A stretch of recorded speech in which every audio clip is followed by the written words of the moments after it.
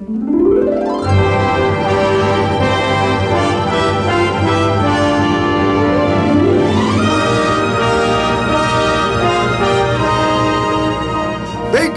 Yes, Your Majesty. As soon as the temple dedication ceremonies are over, there will be a feast lasting 7 days. See to it that there are plenty of cakes and breads for the feast. Yes, Your Majesty. Long live the king. Long live the Butler! king. Yes, Your Royal Majesty. I want you to see to it that there is sufficient food and drink for the great multitudes that will attend the feast.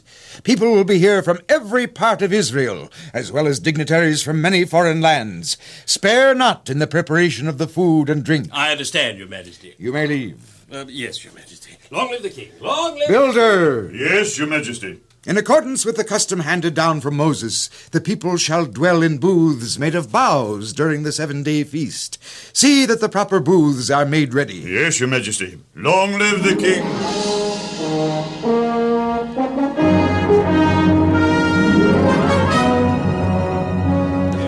Lords, ladies, princes, princesses, priests, elders, visiting dignitaries, and fellow Israelites.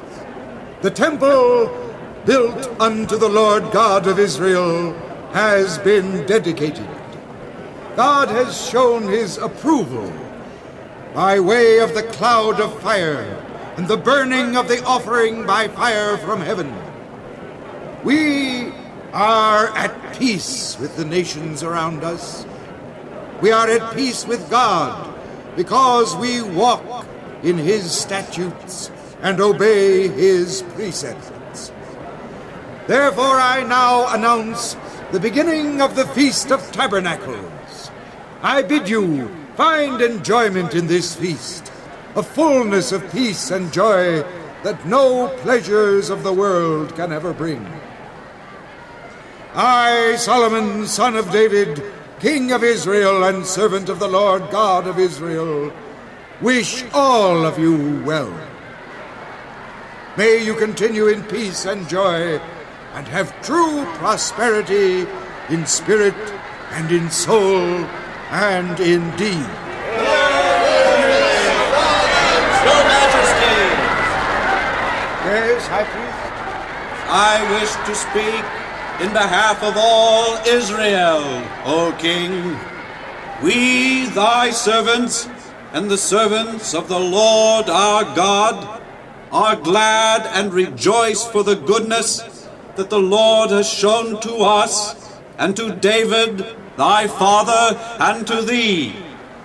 We wish you well, O King, and many, many long years of happiness.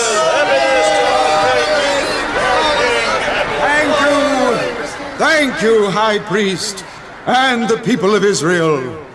It is well for the land where the ruler and his people wish blessings upon each other and rejoice in each other's prosperity and joy, where they make intercession for each other and work for each other's welfare and peace.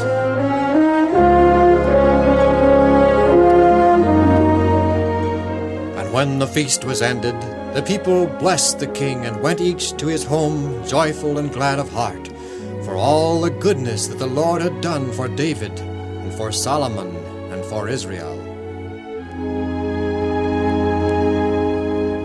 You are a great man, my son and king. Your fame has already spread throughout the entire world, and you're rich. Exceedingly rich. Probably the richest man in the world, aren't you? Well, perhaps, Mother, perhaps. But it is only because the Lord has blessed me, not for my sake, but for his sake, that I may spread his glory, his truth, and his name among the nations and peoples of the world. Do you love and respect me, Solomon? Well, Mother, what a sudden switch of topics. And what a strange question. Of course I love you and respect you.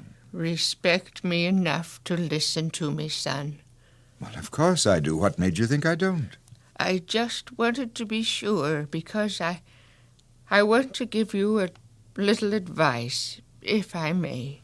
A wise man listens to all advice. You are rich and great and wise. You are above all men upon the face of the earth, and therein lies a great danger, my son. Temptations will be multiplied greatly unto you. You have already started to spend lavishly, and I, a lavish spender?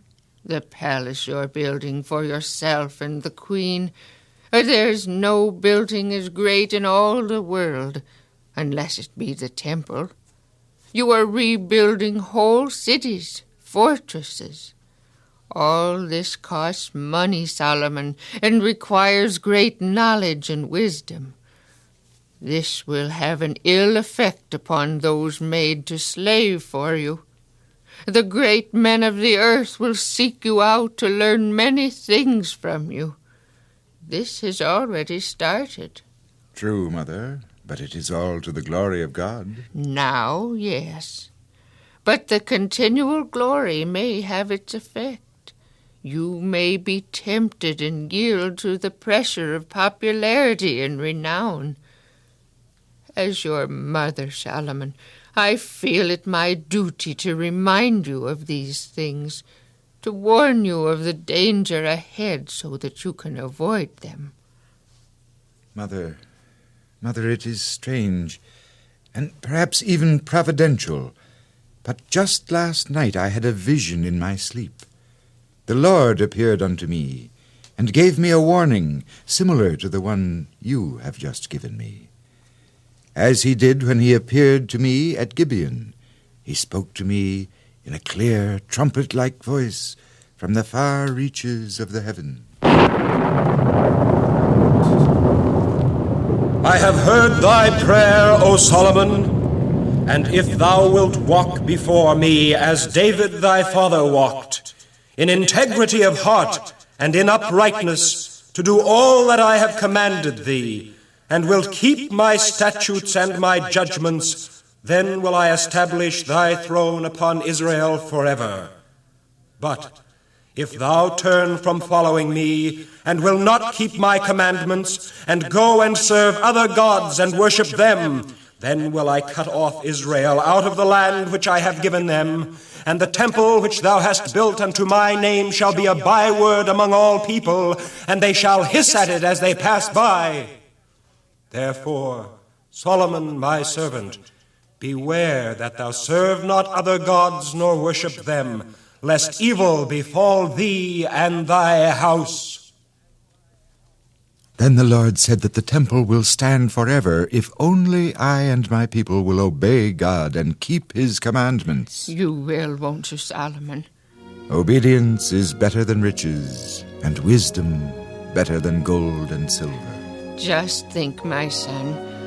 The temple up there on Mount Moriah will last forever. It will never decay. All it takes is obedience to God's precepts. It will always stand as a monument to your wisdom and obedience, and to David thy father. Just don't yield to the temptations of power and glory and fame. Remain humbly true to the God that has given you wealth, renown, power, and glory. Oh, that in later years Solomon had heeded those words of wisdom. But for many years Solomon was faithful to God, and while Solomon did remain humble and did exalt the law of heaven, the nation enjoyed prosperity. Judah and Israel dwelt safely and at peace.